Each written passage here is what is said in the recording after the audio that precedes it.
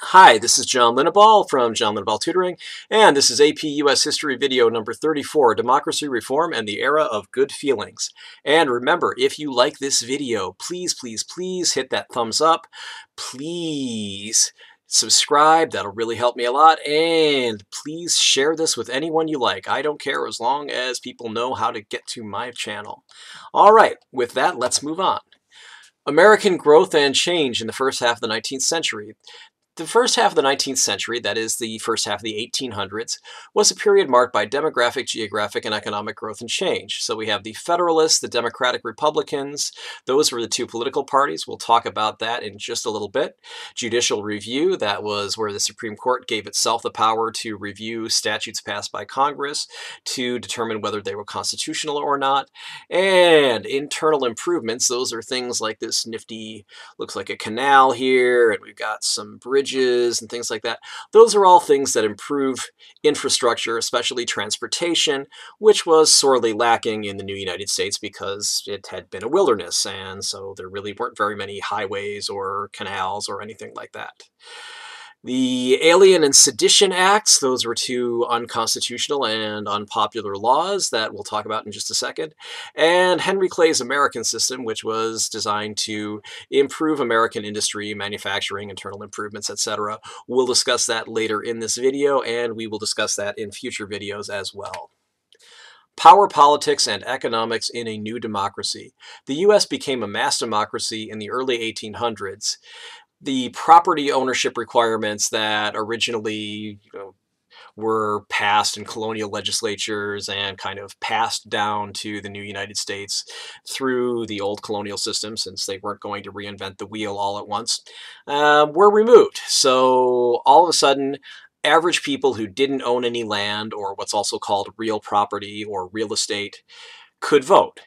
So that meant the parties had to have a broader base of appeal. So things that appealed to landowners weren't necessarily going to appeal to somebody who might be a blacksmith who rents his home or something like that. And so they obviously had to appeal to things instead of life, liberty, and property, for example, life, liberty, and the pursuit of happiness, to go to an old example from the Declaration of Independence. I mean, people said, well, I don't know if people are really going to get behind life, liberty, and property when they don't own any property. But anyway, so now we have elections and people who aren't property owners can vote. So a two-party system developed. Basically, two-party systems are as old as the United States. They've been here since the beginning. While they weren't envisioned by the Founding Fathers, political parties formed very quickly in the 1790s and have existed in one form or another as large groups, or in quotes, big tents that include smaller interest groups. So we see that in practice today. There are two major parties. Today, it's the Democrats and the Republicans, and those include diverse subgroups and a grab bag of minor parties that either align with major parties or are simply marginalized. So what does that do in effect? Basically, it drives the parties closer in a lot of ways because they know that the majority supports a lot of the same issues, so they're going to be very close on those, and then they'll distinguish themselves on other issues. But you end up with some very homogeneous parties, such as you have elect John Jackson versus elect Jack Johnson. This is a Lego representation of a famous scene from Futurama, which we're going to see right now. It's time someone had the courage to stand up and say, I'm against those things that everybody hates. Now, I respect my opponent. I think he's a good man. But quite frankly, I agree with everything he just said. These are the candidates? They sound like clones. Wait a minute. They are clones. So you can see that politics and mass elections drive the parties closer. Why? Well, since most federal elections are winner take all, third parties have a hard time gaining any real power. Why? Because only John Jackson or Jack Johnson can get elected president, for example. So while you do have a legislative body such as Congress, you have the Senate and the House of Representatives, basically most of the power positions are just one person. Even in Congress, basically you want to get people from your party in power, because if the majority is not your party, you're going to get pushed around by the other party. So third parties end up being kind of people without a country. Despite Bernie Sanders' popularity, he ends up running into a lot of trouble because the Democrats don't trust him and the Republicans obviously don't trust him. So, for example, that's why we've had essentially a two-party system since the beginning, with one major exception that we're about to discuss. But first, we're going to discuss this sample ballot from the 2008 election. All right, so this is from Alameda County, California, November 4th, 2008 general election. We have the ballot for the President of the United States. So, Cynthia McKinney, Rosa Clemente, have you heard of these people? No. They're the Green Party, so this is kind of a marginalized party. Alan Keyes, Wiley Drake, I've heard of these people, but honestly, okay. American Independent, again, a party that doesn't have a snowball's chance in hell of getting elected. Ralph Nader, Matt Gonzalez, Peace and Freedom Party, very nice people, also we're never going to get elected. Barack Obama, Joe Biden, well, we know they got elected in 2008. And Bob Barr, Wayne Root, the Libertarian Party, again, yeah, good luck with that. You have the liberty to not get elected. And then John McCain and Sarah Palin, they lost, but they came pretty close. From my point of view, very few, if any, presidential elections have really been that much different if you just look at the popular vote rather than the electoral vote. But we can discuss that some other time. So, you see that basically these fringe parties, either they align themselves with the major parties or they just don't get elected. So a lot of times, they have the Conservative Party or something like that that's going to basically be the same as the Republican Party. And the Libertarian Party is probably, if it's going to align itself with a party, it's probably more likely to go towards the Republican Party. Anyway, let's move on. So the original U.S. two-party system was the Democratic Republicans versus the Federalists. The first two major parties were the Democratic Republicans and the Federalists. The Federalists were Alexander Hamilton's followers. They planned to spur commercial and manufacturing growth using a national bank and import duties. What are import duties? Well, they're taxes on imported goods so people would buy American. And despite that scene in Seinfeld, duty is not duty. It's not duty, ha ha ha. It is actually can be pretty significant, especially if you really, really want to discourage something being imported into the United States. You can just tax the living hell out of that. So people say, that's okay. I'll buy an American-made one. I don't need a British one or whatever. Anyway, Democratic Republicans, followers of Thomas Jefferson, more agricultural. They wanted a weaker federal government, which would leave the states to have more rights. Remember the Bill of Rights, the 10th Amendment? Bueller.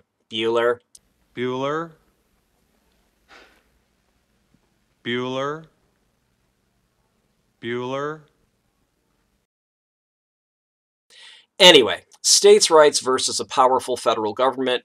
That conflict exists today and probably will exist as long as the U.S. does with the federal system, because you have state governments that are sometimes going to conflict with federal governments. So what do you do? And remember, as they say, the power to tax is the power to destroy. So that's also an issue is, well, if the Federalists want to tax things, the Democratic Republicans will say, well, hey, wait a minute, you can destroy my import business and vice versa.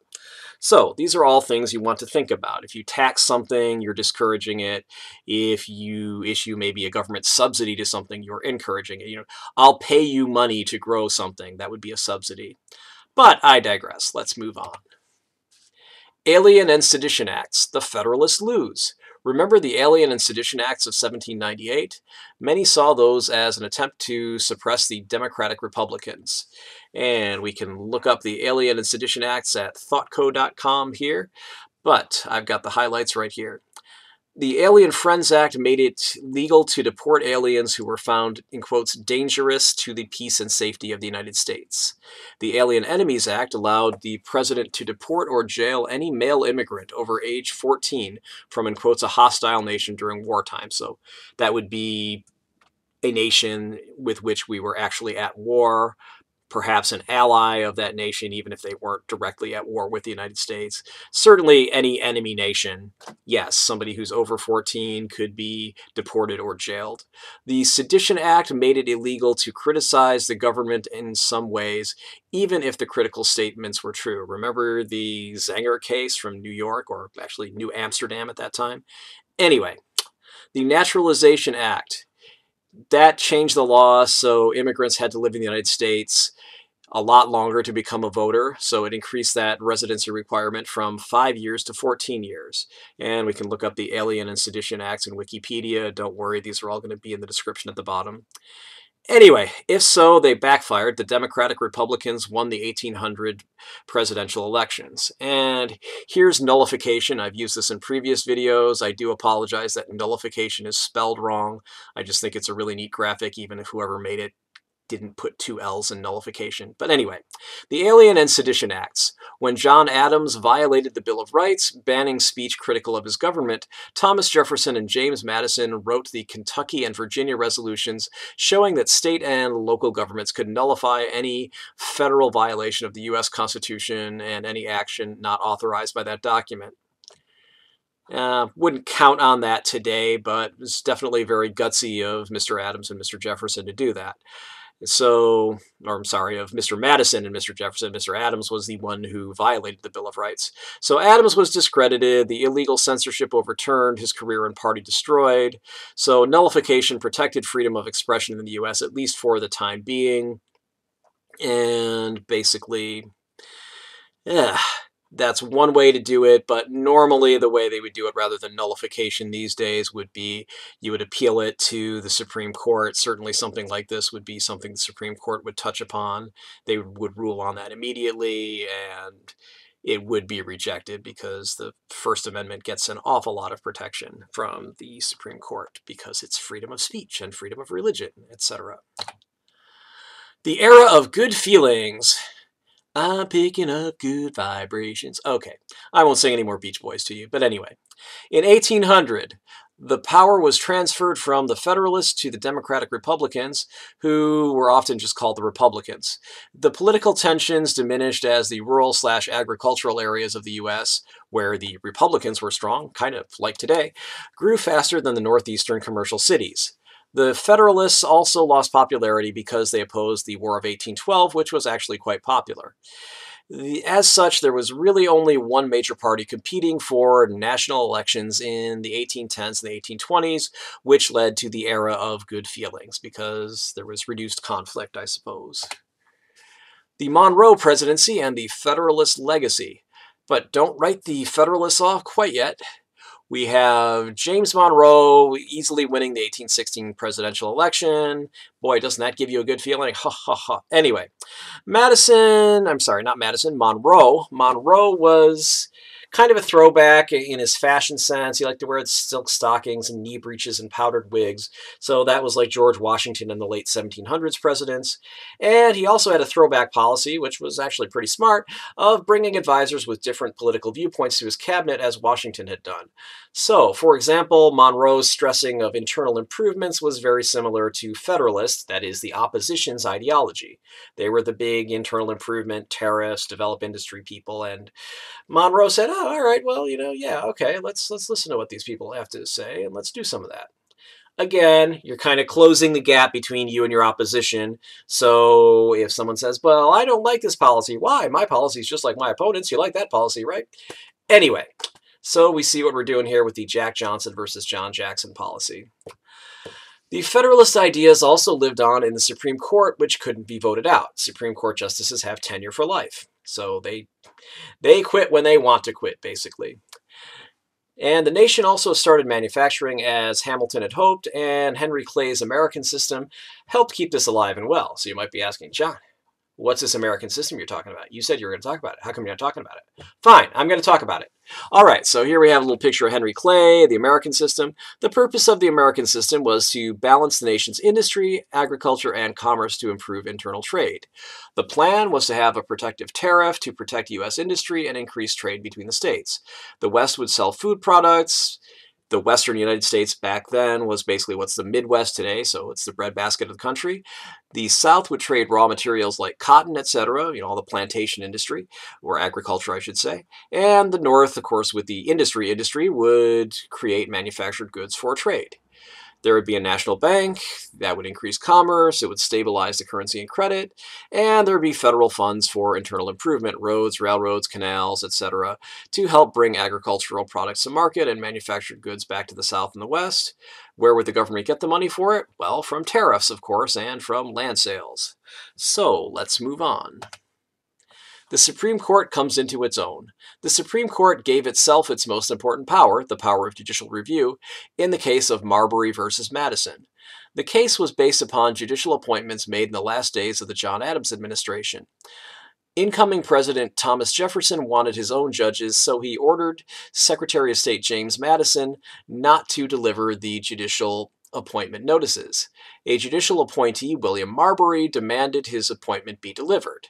The Supreme Court, led by Justice Marshall, ruled the appointment was invalid because the Judiciary Act of 1789, which authorized the appointment, was unconstitutional.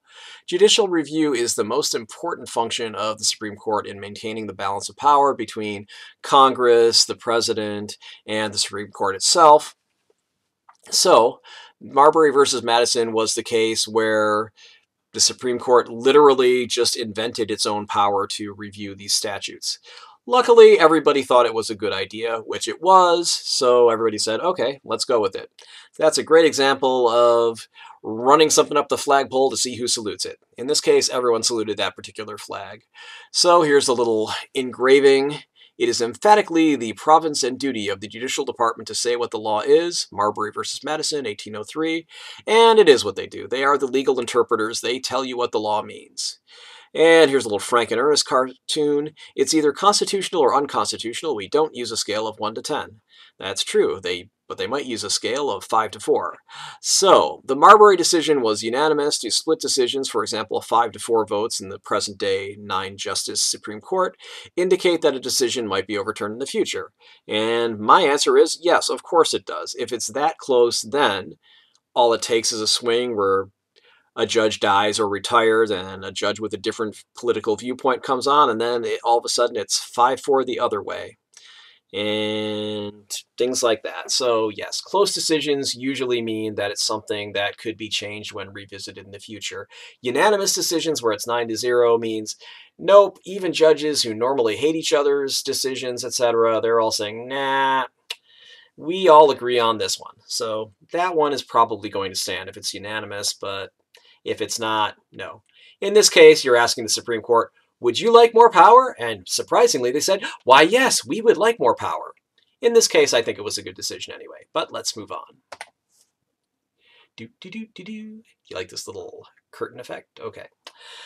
The Marshall Supreme Court develops and defines federal power.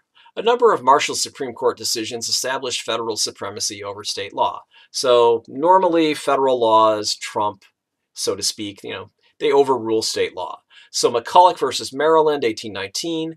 Maryland couldn't tax the Federal Bank of the United States. This is federal supremacy. State laws can't overrule federal.